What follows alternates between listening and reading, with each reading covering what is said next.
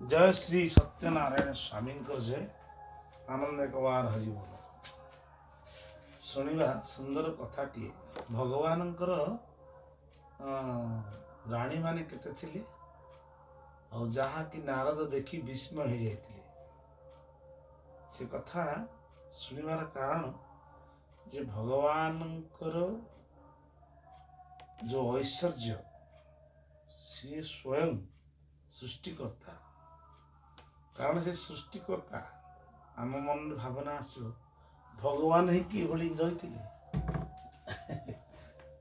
कारण किसी दुष्ट प्रवृत्ति लोक मान स्वभाव ही बड़ मान सृष्टि स्रष्टा को निंदा करदे ना जी सृष्टि कर्ता से सब किसी संभव तो सुखदेव कही चलिए परीक्षित भगवान श्रीकृष्ण नरकासुर को मारी एकाकी 1000 राजकन्या को विवाह करते बोली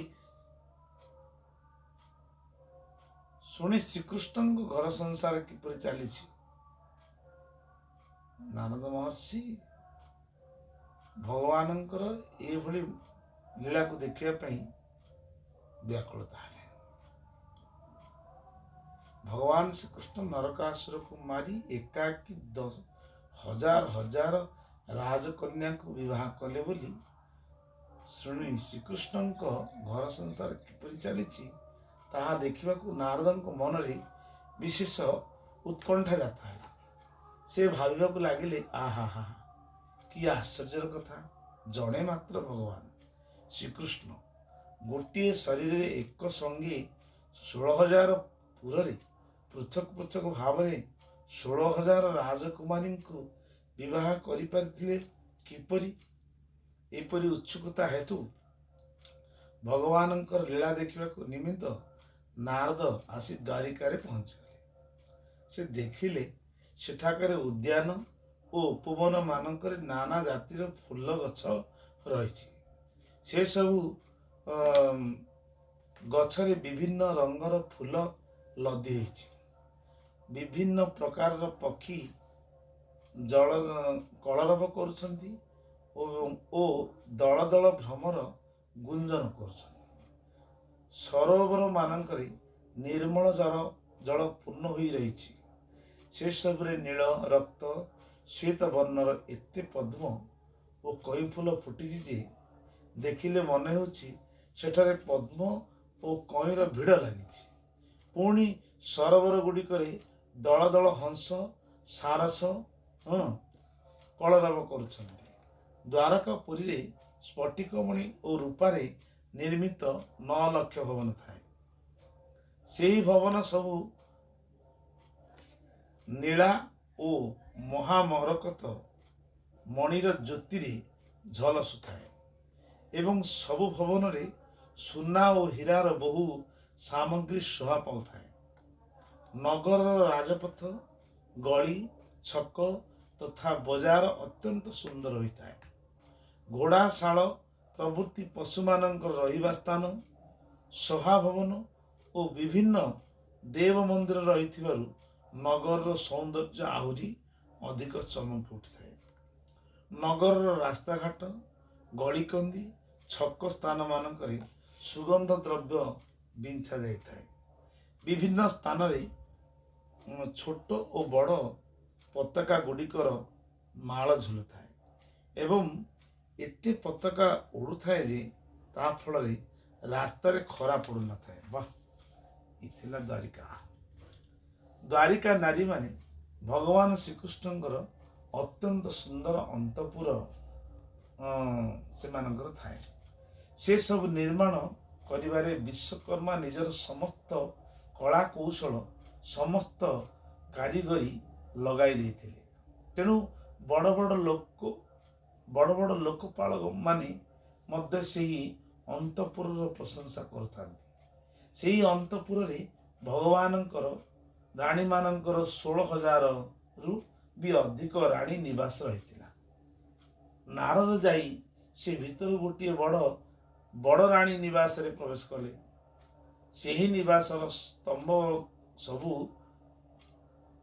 ସେଇ ନିବାସର ସବୁ ପ୍ରବାଳରେ ମେଜିଆ ବୈଦୁର୍ଯ୍ୟରେ ଓ କାନ୍ତ ଇନ୍ଦ୍ର ନୀଳମଣିରେ ନିର୍ମାଣ କରାଯାଇଥିଲା। ତେଣୁ ସେ ସବୁ ଝଲମଲ ଦିଶୁଥାଏ। ସେଠାରେ ବିଶ୍ୱକର୍ମା ଏପରି ସୁନ୍ଦର ଚାନ୍ଦୁଆ ମାନ ଖଞ୍ଜିଥାନ୍ତି ଯେ ସେଥିରେ ମୋତିମାଳର ଝାଲର ଝୁଲୁଥାଏ। ପ୍ରକୋଷ୍ଠ ମାନଙ୍କରେ ହାତୀ ଦାନ୍ତର ପଲଙ୍କ ପଡ଼ିଥାଏ। ପଲଙ୍କରେ ଉତ୍କୃଷ୍ଟ ମାନର ମଣିମୁକ୍ତା ଖଚିତ ହୋଇଥାଏ। ସେହି ନିବାସରେ ସୁନାର ହାର ଓ ସୁନ୍ଦର ବସ୍ତ୍ର ପିନ୍ଧିଥିବା ବହୁ ଦାସୀ ଥାନ୍ତି ଏବଂ ପଗଡ଼ି ବାନ୍ଧି ଜାମା ଯୋଡ଼ ଧୋଇ କାନରେ କୁଣ୍ଡଳ ପିନ୍ଧି ବହୁ ସେବକ ମଧ୍ୟ ନିଜ ନିଜ କର୍ମରେ ବ୍ୟସ୍ତ ରହି ନିବାସର ଶୋଭା ବଢ଼ାଉଥାନ୍ତି।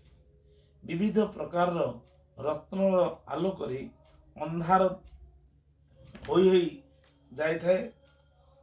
ଅଗୁରୁ ଧୂପ ଜଳୁଥିବାରୁ ସୁଗନ୍ଧ ଧୂଆଁ ଝରକା ବାଟ ଦେଇ ବାହାରକୁ ଚାଲି ଯାଉଥାଏ ଓ ସେହି ଧୂଆଁ ଦେଖି ଘରର ଚାଳରେ ବସିଥିବା ମୟୂରମାନେ ମେଘ ଆସିଲା ଭାବି କଳରବ କରି ନାଚୁଥାନ୍ତି।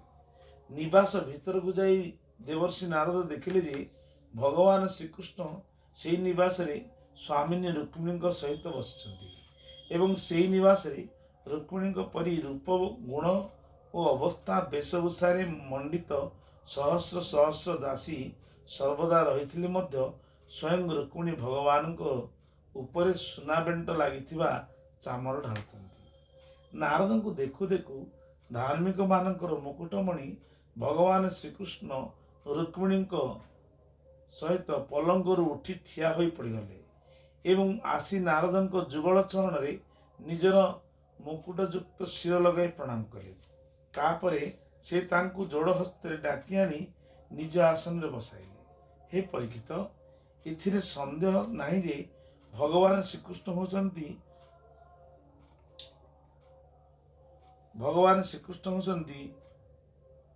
ସଚରାଚରର ଜଗତର ପରମ ଗୁରୁ ଏବଂ ତାଙ୍କରି ପାଦ ପ୍ରକ୍ଷାଳନ କରି ବହୁଥିବା ଗଙ୍ଗା ଜଳ ସମଗ୍ର ଜଗତ ପାଇଁ ଗଙ୍ଗା ମଙ୍ଗଳକାରକ ହୋଇଥାଏ।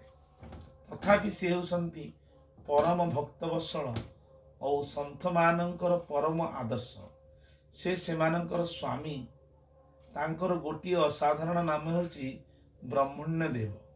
ସେ ବ୍ରାହ୍ମଣ ମାନଙ୍କୁ ନିଜର ଆରାଧ୍ୟ ଦେବ ବୋଲି ଭାବନ୍ତି ଏବଂ ଏହି ନାମଟି ତାଙ୍କର ଗୁଣ ଅନୁରୂପ ହୋଇଥିବାରୁ ଅତ୍ୟନ୍ତ ଯଥାର୍ଥ ମଧ୍ୟ।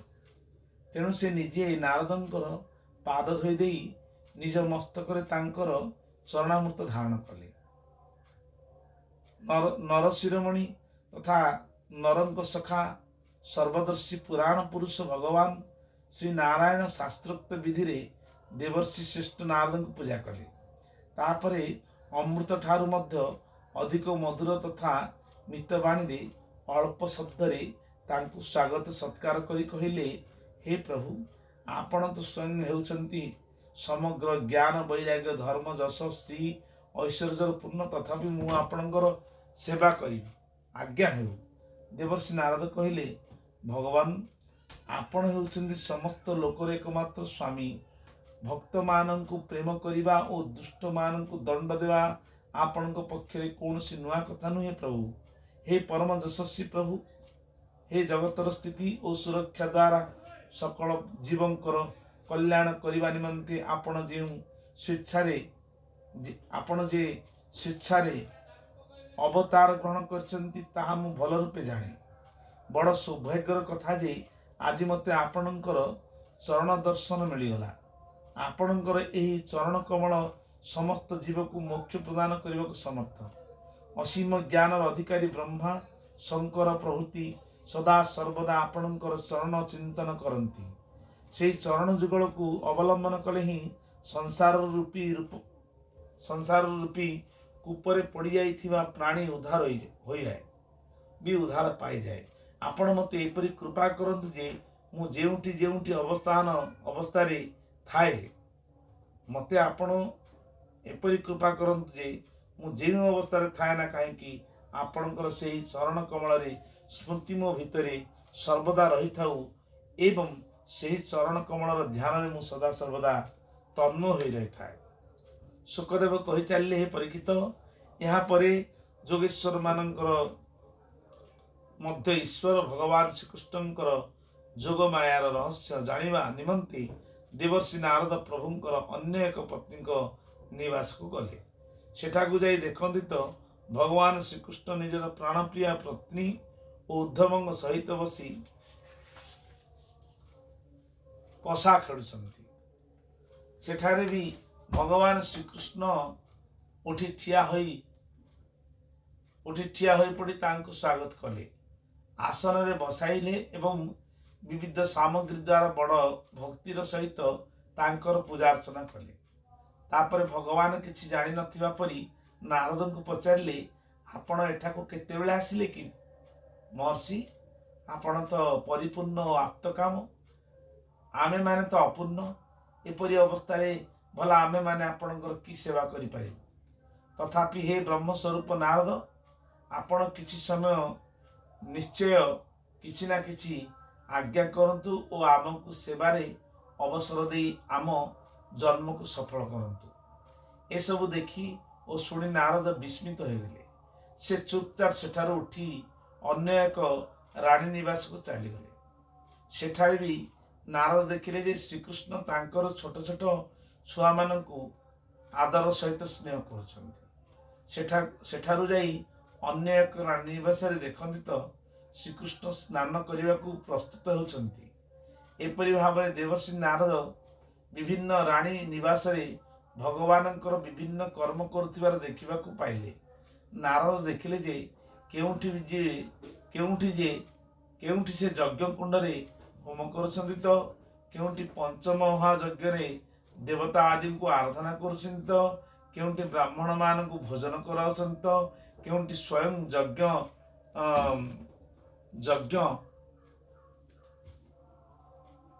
ଯଜ୍ଞାବଶେଷ ଭୋଜନ କରୁଛନ୍ତି, କେଉଁଠି ସନ୍ଧ୍ୟା କରୁଛନ୍ତି, କେଉଁଠି ଧ୍ୟାନ କରୁଛନ୍ତି, କେଉଁଠି ଜପ କରୁଛନ୍ତି, କେଉଁଠି ମୌନ ହୋଇ ଗାୟତ୍ରୀ ଜପ କରୁଛନ୍ତି, କେଉଁଠି ହାତରେ ଢାଲ ତରବାରୀ ଧରି ତରବାରୀ ଚଳାଇବା ଅଭ୍ୟାସ କରୁଛନ୍ତି, କେଉଁଠି ଯୁଦ୍ଧ କରୁଛନ୍ତି, କେଉଁଠି ଘୋଡ଼ା, ହାତୀ କିମ୍ବା ରଥରେ ବସି ବିଚରଣ କରୁଛନ୍ତି ତ କେଉଁଠି ପଲଙ୍କ ଉପରେ ଶୋଇଛନ୍ତି, କେଉଁଠି ବନ୍ଦୀଜନ ମାନଙ୍କ ପାଖରେ ବସି କଥୋପକଥନ କରୁଛନ୍ତି ଏବଂ ବନ୍ଦୀଜନ ମାନେ ମଧ୍ୟ ତାଙ୍କୁ ସ୍ତୁତି କରୁଛନ୍ତି, କେଉଁଠି ସେ ଉଦ୍ଧବ ଆଦି ମନ୍ତ୍ରୀ ମାନଙ୍କ ସହିତ କୌଣସି ଗୁରୁତର ବିଷୟ ଉପରେ ପରାମର୍ଶ କରୁଛନ୍ତି, କେଉଁଠି ସୁନ୍ଦରୀ ବାରାଙ୍ଗନା ମାନଙ୍କ ସହିତ ଘେରରେ ଜଳ କ୍ରୀଡ଼ା କରୁଛନ୍ତି, କେଉଁଠି ଶ୍ରେଷ୍ଠ ବ୍ରାହ୍ମଣ ମାନଙ୍କୁ ବସ୍ତ୍ରାଭୂଷଣରେ ସଜ୍ଜିତା ଗାଈ ଦାନ କରୁଛନ୍ତି ତ କେଉଁଠି ମଙ୍ଗଳମୟ ଇତିହାସ ପୁରାଣ ଶ୍ରବଣ କରୁଛନ୍ତି, କେଉଁଠି କୌଣସି ପତ୍ନୀଙ୍କ ନିବାସରେ ନିଜର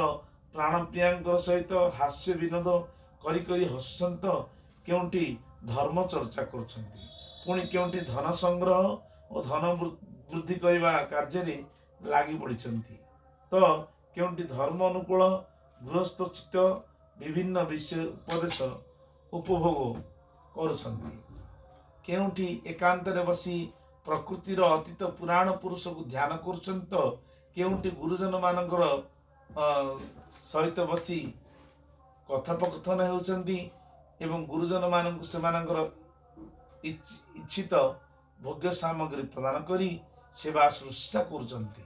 ଦେବର୍ଷି ନାରଦ ଦେଖିଲେ ଯେ ଭଗବାନ ଶ୍ରୀକୃଷ୍ଣ କାହା ସହିତ ଯୁଦ୍ଧ ବିଷୟରେ ବିଚାର ବିମର୍ଶ କରୁଛନ୍ତି ତ କାହା ସହିତ ସନ୍ଧି କରିବା ବିଷୟରେ କଥାଭାଷା ଚଳାଉଛନ୍ତି, ପୁଣି କେଉଁଠି ସେ ବଳରାମଙ୍କ ସହିତ ବସି ସତ୍ପୁରୁଷ ମାନଙ୍କର କଲ୍ୟାଣ କିପରି ହେବ ତାହା ବିଚାର କରୁଛନ୍ତି, ପୁଣି କେଉଁଠି ପୁଅ ଝିଅ ମାନଙ୍କର ବିବାହ ବୟସ ହୋଇଯାଇଥିବାରୁ ଉପଯୁକ୍ତ କନ୍ୟା ଓ ବରଙ୍କ ସହିତ ସେମାନଙ୍କର ବିବାହ କାର୍ଯ୍ୟ ବିଧିବତ ସମ୍ପନ୍ନ କରୁଛନ୍ତି, କେଉଁଠି ଘରୁ କନ୍ୟା ବିଦାୟ କରୁଛନ୍ତି ତ କେଉଁଠି ନବବଧୂ ଆଗମନର ପ୍ରସ୍ତୁତିରେ ଲାଗିଛନ୍ତି। ଯୋଗେଶ୍ୱର ଶ୍ରୀକୃଷ୍ଣଙ୍କର ଏହିସବୁ ବିରାଟ ଉତ୍ସବ ଦେଖି ସମସ୍ତେ ବିସ୍ମିତ ହୋଇଯାଉଛନ୍ତି।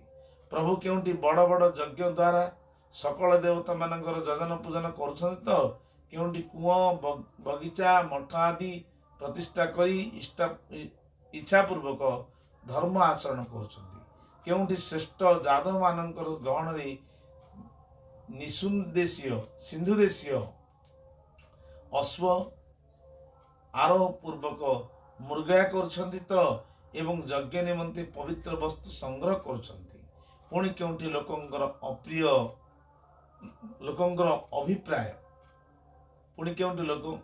ଲୋକଙ୍କର ଅଭିପ୍ରାୟ ଜାଣିବା ନିମନ୍ତେ ପ୍ରଜାମାନଙ୍କ ମଧ୍ୟରେ ଅନ୍ତପୁରରେ ଛଦ୍ମ ଅନ୍ଧାରେ ବିଜେ କରୁଛନ୍ତି। ଭଗବାନ ତ ଯୋଗେଶ୍ୱର, ଏପରି କରିବାରେ ତାଙ୍କ ପକ୍ଷରେ ଅସୁବିଧା ହେବା କ'ଣ ଅଛି? ହେ ପରୀକ୍ଷିତ, ଏପରି ମନୁଷ୍ୟ ଲୀଳା କରୁଥିବା ହୃଷିକେଶଙ୍କ ଯୋଗ ମାୟାର ବୈଭବ ଦେଖି ଦେବର୍ଷି ନାରଦ ମୃଦୁହାସ କରି ପ୍ରଭୁଙ୍କୁ କହିଲେ, ହେ ଯୋଗେଶ୍ୱର, ହେ ଆତ୍ମଦେବ, ଆପଣଙ୍କର ଯୋଗମାୟା ବ୍ରହ୍ମା ଆଦି ବଡ଼ ବଡ଼ ମାୟାବୀ ମାନଙ୍କର ନିମନ୍ତେ ମଧ୍ୟ ଅଗମ୍ୟ, କିନ୍ତୁ ମୁଁ ଆପଣଙ୍କର ଯୋଗମାୟାର ରହସ୍ୟ ଜାଣେ। କାରଣ ଆପଣଙ୍କ ଚରଣ କମଳର ସେବା କରିବାରୁ ସେ ମାୟା ସ୍ୱୟଂ ମୋ ଆଗରେ ପ୍ରକଟ ହୋଇଗଲା। ଦେବତା ମାନଙ୍କର ମଧ୍ୟ ଆରାଧ୍ୟ ଦେବ ହେ ଭଗବାନ, 14 ଭୁବନ ତ ଆପଣଙ୍କର ସୁଯଶରେ ପରିପୂର୍ଣ୍ଣ। ଏଥର ମୋତେ ଆପଣଙ୍କର ତ୍ରିଭୁବନ ପାବନୀ ଲୀଳା ଗାନ କରି କରି ସେ ସମସ୍ତ ଲୋକରେ ବିଚରଣ କରିବାକୁ ଆଜ୍ଞା ମିଳୁ। ସୁନ୍ଦର କଥା। ଭଗବାନ ଶ୍ରୀକୃଷ୍ଣ କହିଲେ, ହେ ଦେବର୍ଷି ନାରଦ, ମୁଁ ହିଁ ହେଉଛି ଧର୍ମ ଉପଦେଶକ, ଧର୍ମ ପାଳକ ଏବଂ ଧର୍ମ ଅନୁଷ୍ଠାନକାରୀ ତଥା ଧର୍ମର ଅନୁମୋଦନକାରୀ। ତେଣୁ ସଂସାରକୁ ଧର୍ମ ଶିକ୍ଷା ଦେବା ନିମନ୍ତେ ହିଁ ମୁଁ ଏହିପରି ଧର୍ମ ଆଚରଣ କରୁଛି। ହେ ପ୍ରିୟ ପୁତ୍ର, ତୁମେ ମୋର ଏହି ଯୋଗମାୟା ଦେଖି ମୋହିତ ହୋଇଯାଅ ନାହିଁ। ଶ୍ରୀ ଶୁକଦେବ କହିଚାଲିଲେ, ଏହିପରି ଭାବରେ ଭଗବାନ ଗୃହସ୍ଥମାନଙ୍କୁ ପବିତ୍ର କରିଦେଉଥିବା ଶ୍ରେଷ୍ଠ ଧର୍ମ ଆଚରଣ କରୁଥିଲେ।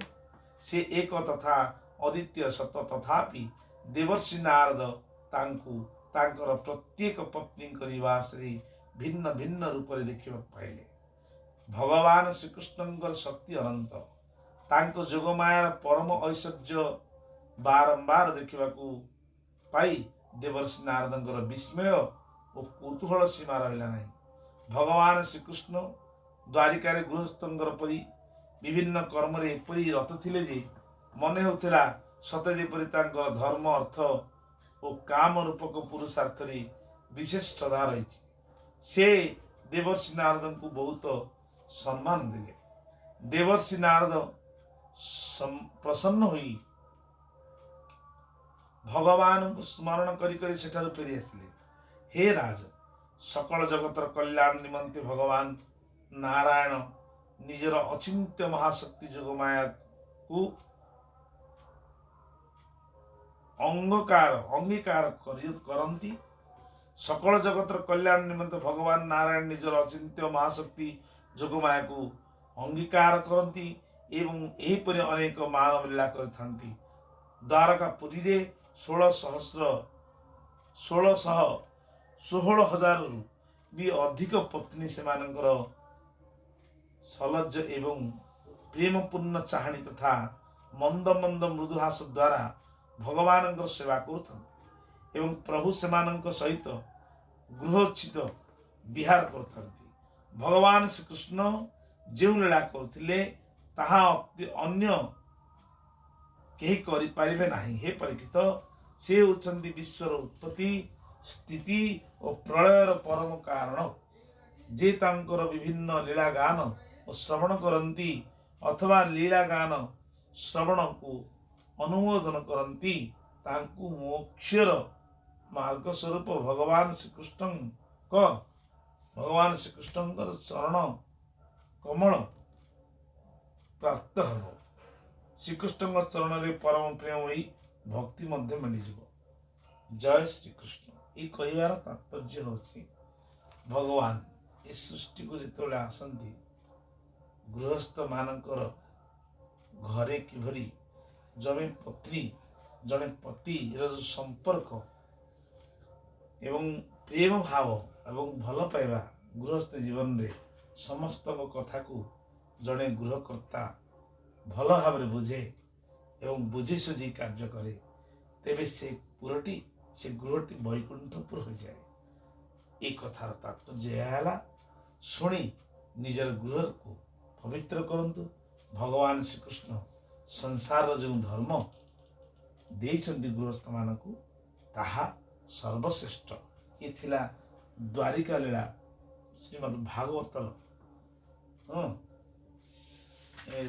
ଦ୍ୱାରିକା ଲୀଳା କଥା, ଦଶମ ସ୍କନ୍ଧର ସୁନ୍ଦର କଥା ମନନ ଏବଂ ଶ୍ରବଣ କରି ପାଳିତ ହେଲେ ଜୀବନ ଆନନ୍ଦମୟ ହେବ। ଓମ୍ ଅସ୍ତୁ।